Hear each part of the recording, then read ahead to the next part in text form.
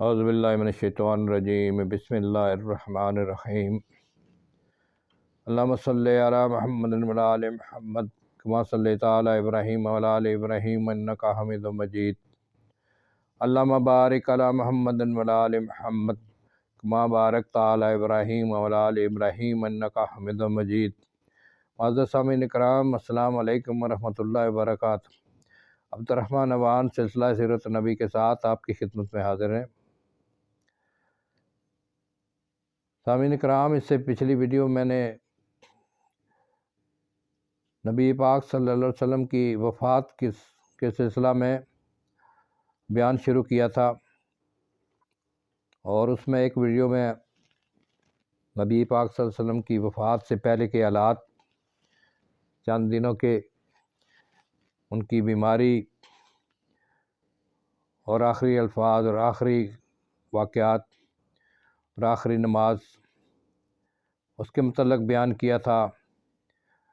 نبی پاک صلی اللہ علیہ وسلم ان دنوں میں صحابہ کرام کو مختلف نصیحتیں کر رہے تھے، مختلف ان کو حکم دے رہے تھے۔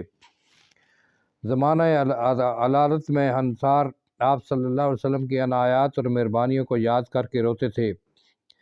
ایک دفعہ اسی حالت میں حضرت ابوبکر رضی اللہ تعالیٰ عنہ اور حضرت عباس رضی اللہ تعالیٰ عنہ کا گزر ہوا۔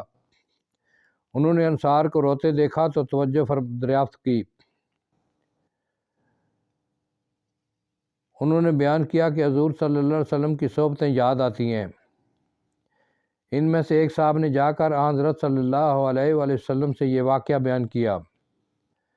آج اس کی تلافی کا موقع تھا، اس لیے اس کے بعد آپ صلی اللہ علیہ وآلہ وسلم نے انصار کی نسبت لوگوں کی طرف خطاب کر کے فرمایا، یا ایھا الناس، میں انصار کے معاملہ میں تم کو وصیت کرتا ہوں۔ عام مسلمان بڑھتے جائیں گے، لیکن انصار اس طرح کم ہو کر رہ جائیں گے جیسے کھانے میں نمک۔ وہ اپنی طرف سے اپنا فرض ادا کر چکے، اب تمہیں ان کا فرض ادا کرنا ہے۔ وہ میرے جسم میں بمنزلہ معدہ کے ہیں، جو تمہارے نفع نقصان کا متولی ہو، یعنی جو خلیفہ ہو اس کو چاہیے کہ ان میں جو نیکوکار ہوں ان کو قبول کرے، اور جن سے خطا ہوئی ہے ان کو معاف کرے۔ رومیوں کی طرف جس فوج کو بھیجنا حضرت صلی اللہ علیہ وسلم نے تجویز کیا تھا، اس کی سرداری اسامہ بن زید کو تفویض ہوئی تھی۔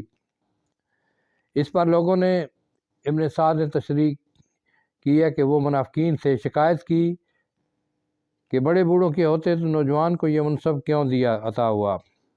حضرت صلی اللہ علیہ وآلہ وسلم نے اس مسئلہ کی نسبت ارشاد فرمایا، اگر اسامہ کی سرداری پر تم کو اعتراض ہے تو اس کے باپ زید کی سرداری پر بھی تم معترض تھے۔ خدا کی قسم، وہ اس منصب کا مستحق تھا اور وہ مجھے سب سے زیادہ محبوب تھا، اور اب اس کے بعد یہ سب سے زیادہ محبوب ہے۔ اسلام اور دیگر مذاہب میں ایک نہایت دقیق فرق یہ ہے کہ اسلام شریعت کے تمام احکام کا واضح اور حاکم براہ راست خدائے پاک کو قرار دیتا ہے۔ پیغمبر کا صرف اسی قدر فرض ہے کہ احکام الہی کو اپنے قول و عمل کے ذریعہ سے بندوں تک پہنچا دے۔ چونکہ دوسرے مذاہب میں یہ غلط فہمی شرک کفر تک منجر ہو چکی تھی اور اس کے نتائج پیش نظر تھے، اس لیے ارشاد فرمایا،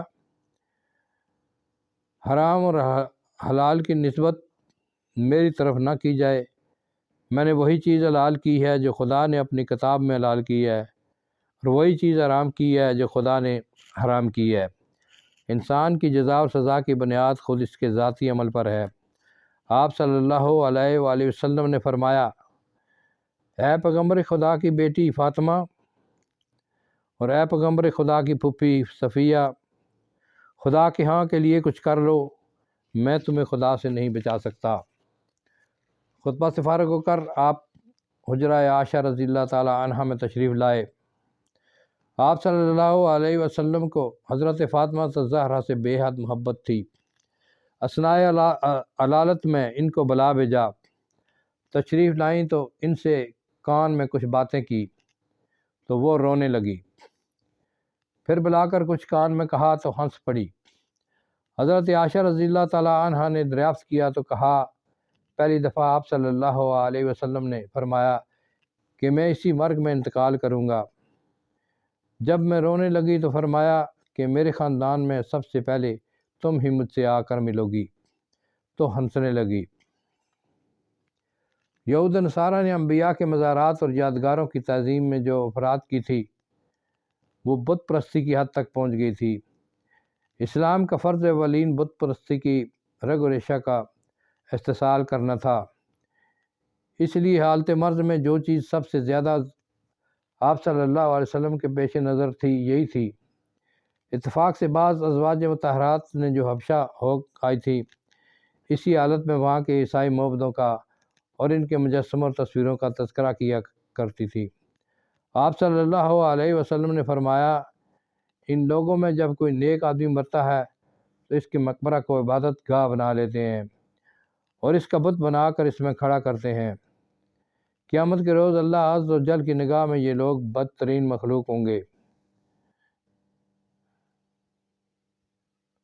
میں کرب کی شدت میں جب کہ چادر منہ پر ڈال لیتے تھے عین کرب کی شدت میں جب چادر منہ پر ڈال لیتے تھے اور کبھی گرمی سے گھبرا کر الٹ دیتے تھے، حضرت عائشہ رضی اللہ تعالی عنہا نے زبان مبارک سے یہ الفاظ سنے۔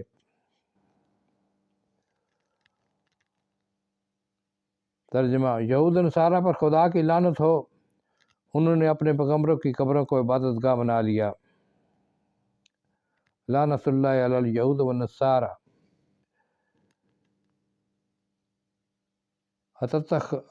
اتخذر قبور انبیاء لہم مساجد۔ یہود و نصارہ پر خدا کی لعنت ہو، انہوں نے اپنے پیغمبروں کی قبروں کو عبادت گاہ بنا لیا۔ اسی کرب اور بے چینی میں یاد آیا کہ حضرت عائشہ رضی اللہ تعالی عنہ کے پاس کچھ اشرفیاں رکھی تھی۔ دریافت فرمایا کہ عائشہ وہ اشرفیاں کہاں ہیں؟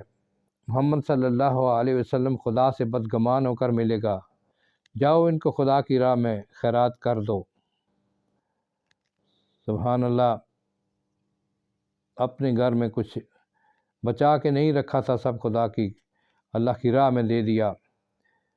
یاد آیا کہ جو تھوڑا اشرفیاں تھی وہ بھی اللہ کی راہ میں خیرات کر دی۔ وفات سے ایک دن پہلے لوگوں نے دعا پلانی چاہیے، چونکہ گوارا نہ تھی۔ آپ صلی اللہ علیہ وسلم نے انکار فرمایا، اسی حالت میں غشی طاری ہو گئی، لوگوں نے منہ کھول کر دعا پلا دی۔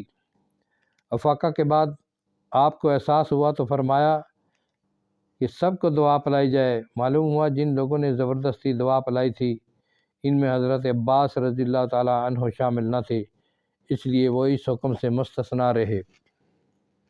محدثین اس واقعہ کو لکھتے ہیں کہ یہ بشریت کا اقتضا تھا، یعنی جس طرح بیماروں میں نازک مزاجی آ جاتی ہے، اسی طرح آپ صلی اللہ علیہ وسلم نے بھی اسی طرح یہ حکم دیا تھا، لیکن ہمارے نزدیک تو یہ تنگ مزاجی نہیں بلکہ لطف طبع تھا۔ مرض میں اشداد اور تخفیف ہوتی رہتی تھی۔ جس دن وفات پائی یعنی دوشنبہ کے روز، سوموار کے روز، بظاہر طبیعت کو سکون تھا، حجرہ مبارک مسجد سے ملا ہوا تھا۔ آپ صلی اللہ علیہ وسلم نے صبح کے وقت پردہ اٹھا کر دیکھا تو لوگ فجر کی نماز میں مشغول تھے۔ دیکھ کر مسرت سے ہنس پڑے۔ لوگوں نے آہٹ پا کر خیال کیا کہ آپ باہر تشریف لائے ہیں۔ فرط مسرت سے تمام لوگ بے قابو ہو گئے اور قریب تھا کہ نمازیں ٹوٹ جائیں۔ حضرت ابوبکر رضی اللہ تعالی عنہ نے جو امام تھے چاہ کے پیچھے ہٹ جائیں۔ آپ صلی اللہ علیہ وسلم نے اشارہ سے روکا اور حجرہ شریف میں داخل ہو کر پردے ڈال دیے۔ صحیح مسلم میں ہے کہ اس قدر ذوف تھا کہ آپ صلی اللہ علیہ وسلم پردے بھی اچھی طرح نہ ڈال سکے۔ یہ سب سے آخری موقع تھا کہ صحابہ نے جمال اقدس کی زیارت کی۔ حضرت انس بن مالک رضی اللہ تعالی عنہ کہتے ہیں کہ آپ صلی اللہ علیہ وسلم کے چہرہ سے یہ معلوم ہوتا تھا کہ مصحف کا کوئی ورق ہے، یعنی سفید ہو گیا تھا۔ دن جیسے جیسے چڑھتا جاتا تھا آپ صلی اللہ علیہ وسلم بار بار غشی طاری ہوتی تھی اور پھر افاقہ ہو جاتا تھا۔ حضرت فاطمہ رضی اللہ تعالی عنہا یہ دیکھ کر بولی، واقرب ابا، ہائے میرے باپ کی بے چینی۔ آپ صلی اللہ علیہ وسلم نے فرمایا، تمہارا باپ آج کے بعد بے چین نہ ہوگا۔ حضرت عائشہ رضی اللہ تعالی عنہ فرماتی ہیں کہ آپ صلی اللہ علیہ وسلم نے جب تندرست تھے تو فرمایا کرتے تھے کہ پیغمبروں کو اختیار دیا جاتا ہے کہ وہ خواہ موت کو قبول کریں یا حیات دنیا کو ترجیح دیں۔ اس حالت میں اکثر آپ صلی اللہ علیہ وسلم کی زبان مبارک سے یہ الفاظ ادا ہوتے تھے، مع الذین انعم اللہ علیہم، ان لوگوں کے ساتھ جن پر خدا نے انعام کیا۔ اور کبھی یہ فرماتے، اللہم فی رفیق الاعلی، خدا بند بڑے رفیق ہیں، بڑے دوست ہیں۔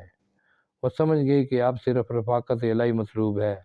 وفات سے ذرا پہلے حضرت ابوبکر رضی اللہ تعالی عنہ کے صاحبزادے حضرت عبد الرحمن خدمت اقدس میں آئے۔ آپ صلی اللہ علیہ وسلم عائشہ کے سینہ پر سر ٹیک کر لیٹے تھے۔ عبد الرحمن کے ہاتھ میں مسواک تھی، مسواک کی طرف نظر جما کر دیکھا۔ حضرت عائشہ سمجھی کہ آپ صلی اللہ علیہ وسلم مسواک کرنا چاہتے ہیں۔ عبد الرحمن سے مسواک لے کر دانتوں سے نرم کی اور خدمت اقدس میں پیش کی۔ آپ صلی اللہ علیہ وسلم نے بالکل تندرستوں کی طرح مسواک کی۔ آپ صلی اللہ علیہ وسلم کی وفات کا وقت قریب آ رہا تھا۔ سپیر تھی، سینہ میں سانس کی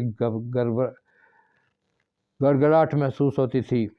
اتنے میں لب مبارک ہلے تو لوگوں نے یہ الفاظ سنے، الصلاۃ وما ملکت ایمانکم، الصلاۃ وما ملکت ایمانکم، نماز پڑھو اور اپنے غلاموں کا خیال کرو۔ پاس پانی کی لگن تھی، اس میں بار بار ہاتھ ڈالتے اور چہرہ پر ملتے، چادر کبھی منہ پر ڈال لیتے اور کبھی ہٹا دیتے۔ اتنے میں ہاتھ اٹھا کر انگلی سے اشارہ کیا اور 3 دفعہ فرمایا، بل الرفیق الاعلی، اب کوئی نہیں بلکہ وہ بڑا رفیق درکار ہے۔ یعنی یہی کہتے کہتے ہاتھ لٹک آئے، آنکھیں پھٹ کر چھت سے لگ گئی اور روح پاک عالم قدس میں پہنچ گئی۔ اللہم صلی علی وعلی آلہ واصحابہ وسلم کثیرا کثیرا۔ سامعین کرام، بہت ہی دل سوز واقعہ وفات نبی پاک صلی اللہ علیہ وسلم کا بہت مشکل سے بیان کیا۔ مجھے امید ہے کہ آپ ضرور سنیں گے۔ اس سے آگے جو ہے نا کہ آپ ویڈیو بہت لمبی ہو گئی ہے، انشاءاللہ تجہیز و تکفین اس سے اگلی ویڈیو میں بیان کروں گا۔ ضرور سنیے اور چینل کو سبسکرائب کیجیے۔